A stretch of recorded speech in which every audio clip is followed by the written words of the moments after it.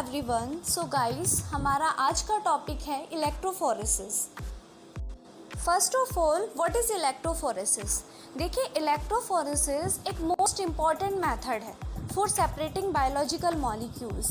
जो biological molecules को separate करने के लिए जो मेथड यूज़ किया जाता है वो कौन सा है? Electrophoresis. Electrophoresis is one of the most important method for separating colloidal particle and biological molecules. अब biological molecules कौन कौन से? such as proteins, carbohydrate, nucleic acid, polysaccharide, peptides, amino acids, oligosaccharides, nucleosides, organic acid, small anion and cations of our body fluid. अब हम बात करते हैं basic principle of electrophoresis. देखिए, किसी भी प्रोसेस को समझने के लिए जो बेसिक टूल है वो क्या है? प्रिंसिपल। हमारा कोई भी प्रोसेस किस प्रिंसिपल पर बेस्ड है?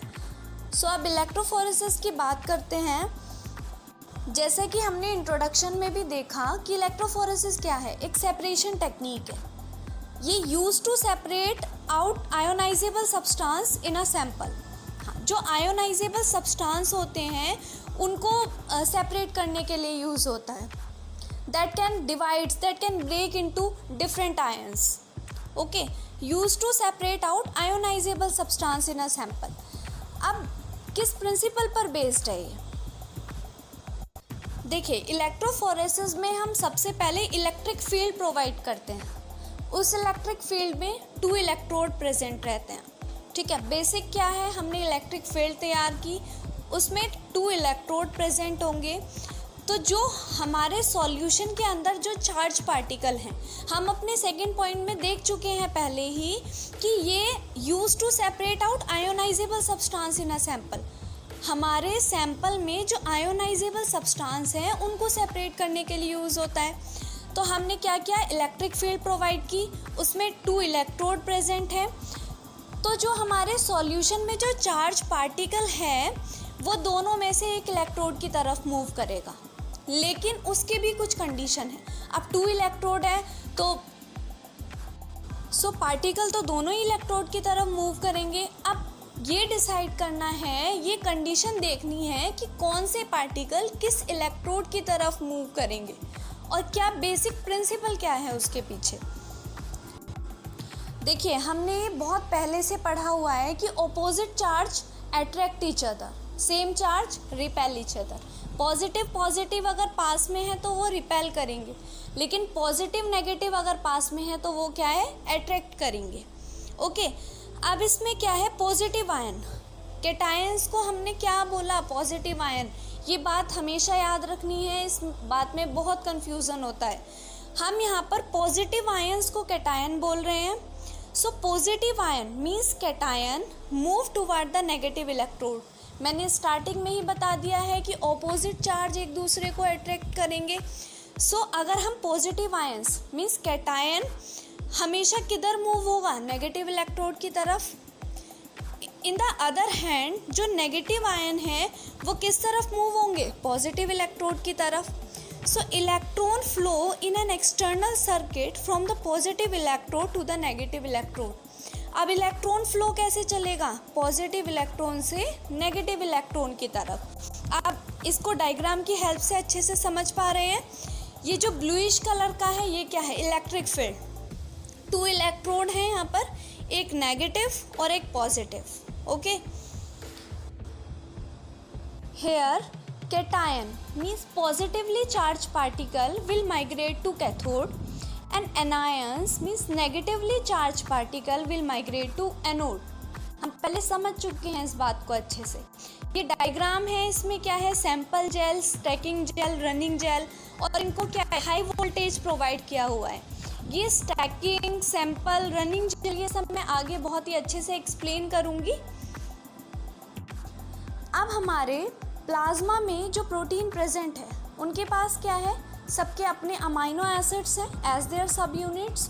So each protein has it own specific isoelectric point. बिल्कुल अलग अलग प्रोटीन हैं, उनका अलग अलग अमाइनो एसिड है, सो उसका आइसोइलेक्ट्रिक पॉइंट भी अलग होगा। Because of their different isoelectric point, each protein will move at different rate when placed in an electric field. अगर अलग अलग प्रोटीन्स को अगर हम इलेक्ट्रिक फील्ड प्रोवाइड करें तो उनका आइसोइलेक्ट्रिक पॉइंट अलग है, उनका माइग्रेशन रेट भी डिफरेंट होगा. किसी का आइसोइलेक्ट्रिक पॉइंट अलग है, किसी का कुछ है, तो उनका माइग्रेशन रेट पर भी बहुत ज़्यादा इफेक्ट होगा इस आइसोइलेक्ट्रिक पॉइंट का. Proteins with similar isoelectric point will migrate to a similar area in an electric field. अब इसने यहाँ बिल्कुल बात क्लियर है क्या कि जिस प्रोटीन का सेम आइसोइलेक्ट्रिक पॉइंट है वो माइग्रेट करेंगे सिमिलर एरिया में, वो इलेक्ट्रिक फील्ड में सेम एरिया पर सेम पाथ पर माइग्रेट करेंगे. ओके, अब हम थोड़ा डायग्राम से समझते हैं. यहाँ पर क्या है, इलेक्ट्रिक फील्ड स्ट्रेंथ दिखाया हुआ है. सबसे पहले फोर्स की तरफ देखें तो इलेक्ट्रोस्टैटिक फोर्स. इलेक्ट्रोस्टैटिक फोर्स क्या है, देखिए इलेक्ट्रोस्टैटिक फोर्स को हम कॉलम फोर्स भी बोलते हैं. ठीक है, इट इज़ द अट्रैक्टिव और repulsive force between to electrical charge object. ये टू इलेक्ट्रिकल चार्ज ऑब्जेक्ट के बीच में अट्रैक्टिव और रिपल्सिव फोर्स हो सकती है. Like charge repel each other while unlike charge attract each other, मैंने पहले भी बताया है. अब ये कॉलम लॉ यूज़ होता है हमारे जो फोर्स है उसकी स्ट्रेंथ को मेज़र करने के लिए, स्ट्रेंथ को कैलकुलेट करने के लिए. That strength between two charges. Okay, Coulomb law is use to calculate the strength of the force between two charges. Clear हुआ इलेक्ट्रोस्टैटिक फोर्स. नेक्स्ट हम बात करते हैं फ्रिक्शन फोर्स की. देखिए फ्रिक्शन फोर्स क्या है, as an object fall air resistance push up on the object.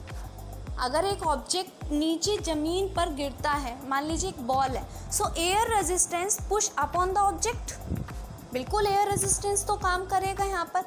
अब एग्जांपल ले लेते हैं, when you ride a bicycle, जब आप एक साइकिल चलाते हैं, so the contact between the wheel and the road is an example of rolling friction. ठीक है, ये बेस्ट एग्जाम्पल है हमारे रोलिंग फ्रिक्शन का कि जब आप बाईसाइकिल चलाते हैं सो जो रिलेशनशिप है व्हील और रोड के बीच में, वो एक रोलिंग फ्रिक्शन का एग्जाम्पल है. ओके, अब बात करते हैं इलेक्ट्रोफोरेटिक रिटार्डेशन फोर्स की. अब ये इलेक्ट्रोफोरेटिक रिटार्डेशन फोर्स है, ये कहाँ से प्रोड्यूस होती है, that come from the ion cloud that is driven to move by the same field. Okay, but it is opposite, ये हमेशा अपोजिट रहेगी. When driven to move by applied electric field, its motion is a result of three forces. तीनों force मैंने यहाँ पर describe कर दिए, friction force, electrostatic force and electrophoretic retardation force. Okay, now process of separation, बहुत ही important बात है. Process क्या है, जब हम वोल्टेज अप्लाई करते हैं अक्रॉस द इलेक्ट्रोड, ठीक है, जब हम वोल्टेज अप्लाइड करते हैं इलेक्ट्रोड के आसपास, so it generate a potential gradient. वो क्या करेगा, एक पोटेंशियल ग्रेडियंट जनरेट कर देगा. ये पोटेंशियल ग्रेडियंट एक फोर्स अप्लाई करेगा ऑन चार्ज बियरिंग मॉलिक्यूल्स. जिन मॉलिक्यूल के पास चार्ज है वो क्या करेगा, ये पोटेंशियल ग्रेडियंट एक फोर्स अप्लाई करेगा उन चार्ज बियरिंग मॉलिक्यूल्स पर, और and drive a charge molecule toward an electrode. ये जो अब हमारे जो मॉलिक्यूल है उसको ड्राइव करने का काम कौन कर रहा है, यहाँ पर पोटेंशियल ग्रेडियंट वो काम कर रहा है. This potential gradient drive the charge molecule toward an electrode. यही लेकर जाएगा इलेक्ट्रोड तक हमारे चार्ज मॉलिक्यूल को. सो एक frictional resistance oppose this movement of charge molecules. अब तक बिल्कुल ठीक प्रोसेस चल रहा था, लेकिन बीच में कौन आ गया, फ्रिक्शनल रेजिस्टेंस. वो क्या करेगा, इस मूवमेंट को अपोज करेगा, नहीं होने देगा, चार्ज मॉलिक्यूल के मूवमेंट को होने ही नहीं देगा, फ्रिक्शनल फोर्स तुरंत आ जाएगा. अब ये नहीं है कि फ्रिक्शनल फोर्स आ गया तो मूवमेंट बिल्कुल रुक जाएगा. कुछ फैक्टर्स हैं जैसे विच depend on size, shape of the molecules, pore size of medium and viscosity of the buffer. So when a voltage is applied, molecule with different overall charge will begin to separate if they have different molecular size, shape and weight because experience different frictional force. Okay, her molecule का क्या है, अलग size है, अलग shape है. तो अगर हम वोल्टेज अप्लाई करते हैं सो जो डिफरेंट ओवरऑल चार्जेस जितना है मॉलिक्यूल्स पर वो सारे स्टार्ट कर देते हैं मूव करना, will begin to separate. Now factor affecting the rate of migration. अब कुछ फैक्टर ऐसे भी हैं जो हमारे चार्ज पार्टिकल के मूवमेंट को अफेक्ट कर रहे हैं। वो क्या है? द मोबिलिटी और rate of migration of ion in electrophoresis depend upon. अब ये रेट ऑफ माइग्रेशन किस किस पॉइंट पर डिपेंड करेगा ये अब हम देखते हैं। सबसे पहले कि जो नेट चार्ज है हमारे मॉलिक्यूल का, ठीक है, हमने पहले भी पढ़ा है नेट चार्ज क्या है मॉलिक्यूल का, हमारे मॉलिक्यूल का साइज एंड शेप, ठीक है। सपोर्ट मीडियम प्रॉपर्टीज़ कि हम कौन सा मीडिया प्रोवाइड कर रहे हैं, strength of the electric field के strength, ionic strength of the buffer और टेम्परेचर। अब हमारे सैंपल का सेपरेशन किन किन बेसिस पर होगा? सबसे पहला जो पॉइंट है अकॉर्डिंग टू चार्ज, हमारे मॉलिक्यूल कौन से चार्ज का है, ठीक है। उसके बाद आते हैं अकॉर्डिंग टू साइज़, मॉलिक्यूल का साइज़ वेरी करता है। उसके बाद जो बात है लास्ट वो है अकॉर्डिंग टू शेप, मॉलिक्यूल का शेप क्या है। अकॉर्डिंग टू चार्ज हम बात करते हैं जब हमारा चार्ज मॉलिक्यूल इलेक्ट्रिक फील्ड में प्रेजेंट है, ठीक है, इलेक्ट्रिक फील्ड में रखा हुआ है, तो ये दो ही इलेक्ट्रोड तो दो ही प्रेजेंट है वहाँ पर। सो बिल्कुल जाहिर सी बात है कि या तो ये कैथोड की तरफ मूव करेगा या ये एनोड की तरफ मूव करेगा, depending on the charge.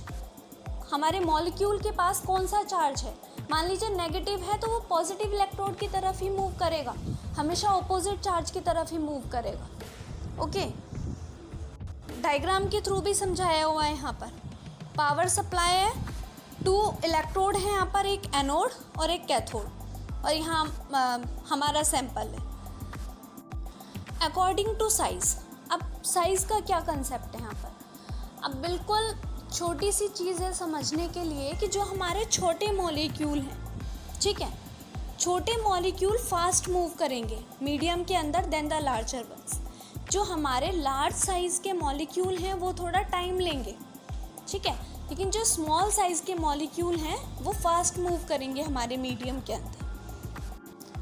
According to shape, अब यहाँ पर क्या है, जो मॉलिक्यूल राउंड शेप के हैं वो थोड़ा फास्ट मूव करेंगे comparison to other shape molecules, ठीक है। अब वो फास्ट क्यों मूव करेंगे? क्योंकि उन पर जो फ्रिक्शनल और इलेक्ट्रोस्टैटिक रिटार्डेशन फोर्स है वो बहुत कम लगती है।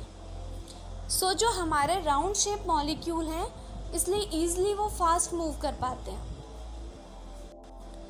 देखिए अब बेसिक कंपोनेंट क्या है हमारे इलेक्ट्रोफोरेसिस का। एक इलेक्ट्रोफोरेसिस चैम्बर, ठीक है। Electrophoresis chamber is where it's all process takes place. Electrophoresis chamber वो प्लेस है, वो जगह है जहाँ पर ये पूरा इलेक्ट्रोफोरेसिस प्रोसेस होता है। ये वर्टिकल और हॉरिजॉन्टल 2 टाइप से हो सकता है। सेकंड जो बात कर रहे हैं हम इलेक्ट्रिक पावर सप्लाई, हम बहुत पहले से ही पढ़ते आ रहे हैं कि हम पावर सप्लाई दे रहे हैं, वोल्टेज प्रोवाइड कर रहे हैं, इलेक्ट्रिसिटी प्रोवाइड कर रहे हैं सैंपल को। So electric power supply provide the electricity that carries the molecule through the gel, ठीक है। Third, buffer solution. Buffer is chosen in that way that effective separation takes place.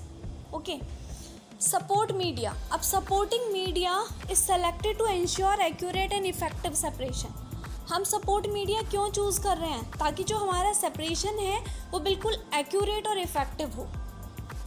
Okay, और अब इसका diagram भी देख सकते हैं। Here electrophoresis chamber, power supply, pipette, ये पूरी इलेक्ट्रोफोरेसिस यूनिट है, ठीक है। पहले ही हम इसके पार्ट्स को डिस्क्राइब कर चुके हैं।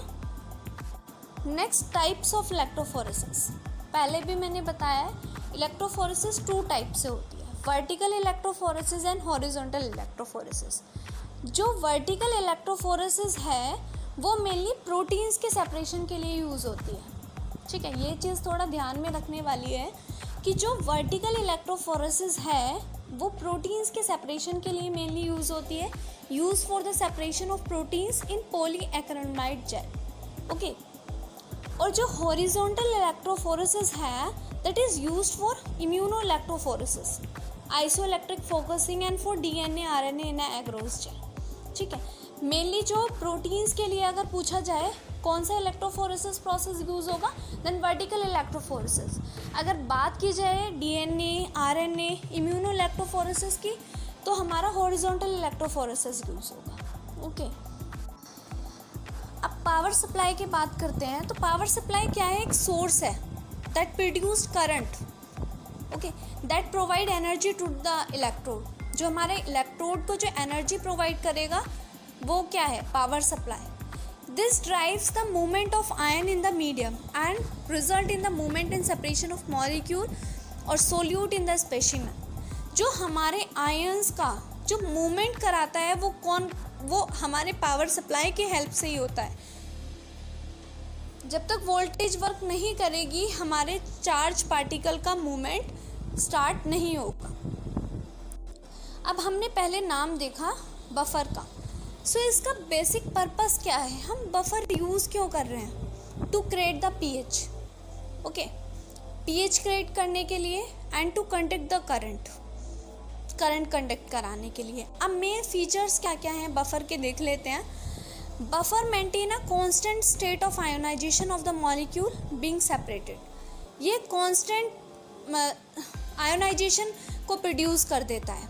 ठीक है, buffer maintain constant state of ionisation of the molecules being separated. Ionisation को तो बैलेंस कर ही रहा है। Next, pH set by the buffer determine the net charge of the solute. अगर हमें अपने सॉल्यूट का नेट चार्ज पता लगाना है सो उसमें भी हमारा कौन हेल्प कर रहा है? Buffer. The resulting net charge determine which electrode the solute migrate टू वाट। The buffer ion carry the current during electrophoresis. During electrophoresis process जो बफर है वो करंट कैरी करेगा, बफर आयन करंट कैरी करेगा। ओके, अब पीएच सेट करने के बाद भी जो हमारा बफर है वो भी पीएच को मेंटेन करने का रोल प्ले करता है। अब in pH 8 to 9 proteins will take on a negative charge and migrate to the anode. 8 और 9 पीएच के बीच में जो हमारे प्रोटीन के पास कौन सा चार्ज होगा? नेगेटिव चार्ज होगा और वो हमारे एनोड की तरफ मूव कर जाएंगे। Most protein electrophoresis is performed eight pH 8.6। Most important question है कि जो मोस्टली प्रोटीन है उनका इलेक्ट्रोफोरेसिस प्रोसेस किस पीच पर होता है? 8.6। ओके, अब हम कौन कौन से बफर यूज़ करते हैं? First, tris buffer. Tris buffer is a popular buffer for protein electrophoresis. It fix the pH at 8.6। जैसा कि हमने बताया सबसे अच्छा पीएच क्या है? 8.6 ही है। अब उसको फिक्स करने के लिए हम कौन सा बफर यूज़ करते हैं? Tris buffer. Next, TBE buffer. TBE buffer is often used for DNA fragments. To prevent microbial growth and contamination, buffer must be refrigerated when not in use. अगर हम बफर को यूज़ नहीं कर रहे हैं तो हम उसको फ्रिज में रखते हैं। क्यों? To prevent microbial growth, कोई contamination ना हो। Using a buffer at refrigerator temperature also improve band resolution and lessens evaporation during electrophoresis. Support media क्या है? हम for electrophoretic separation of solute, the sample is placed on a support media. अब ये support media कर क्या रहा है? हमारी microbial growth को enhance कर रहा है। ठीक है, proper nutrient provide करता है। अब कितने टाइप के सपोर्ट मीडिया कॉमनली यूज़ होते हैं? स्टार्च, अगार और agarose, cellulose acetate, polyacrylamide gel, PAGE, paper, cellulose. First हम बात करते हैं सेल्यूलोज एसीटेट जेल की। Mainly cellulose is chemically reacted with acetic anhydride to form a cellulose acetate gel. अब cellulose acetate gel हम नाम दे रहे हैं तो ये सेल्यूलोज एसीटेट बनता कैसे है?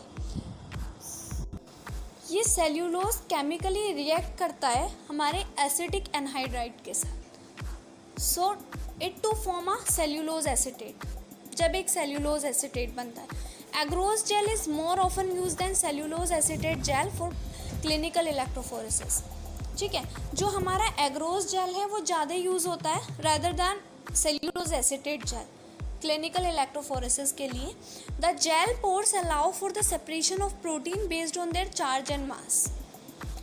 जो जेल में जो पोर्स हैं वो क्या करते हैं, वो अलाउ करते हैं सेपरेशन ऑफ प्रोटीन किस किस बेसिस पर, या तो चार्ज के बेस पर या फिर मास के बेस पर. एग्रोस जेल क्या है? Agar, a chain of sugar molecule extracted from seaweeds. हमारा agarose gel large protein complex को सेपरेट करने के लिए यूज़ होता है, polynucleotide. Okay, the pore size is determined by adjusting the concentration of agarose in a gel. अब हम बात कर रहे हैं हमारे जेल के पोर साइज़ की, तो ये पोर साइज़ किस पर डिपेंड करता है?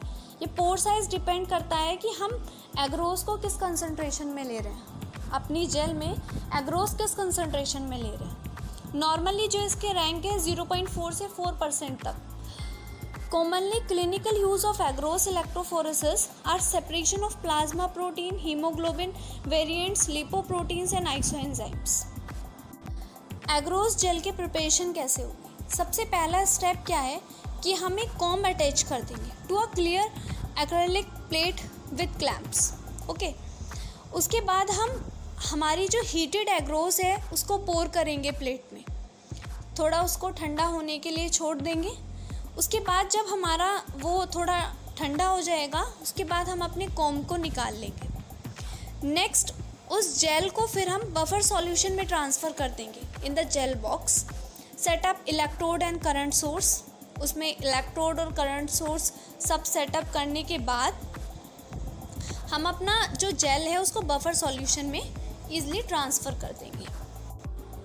Now polyacrylamide gel. Page is performed on a gel forming by polymerizing and cross-linked acrylamide.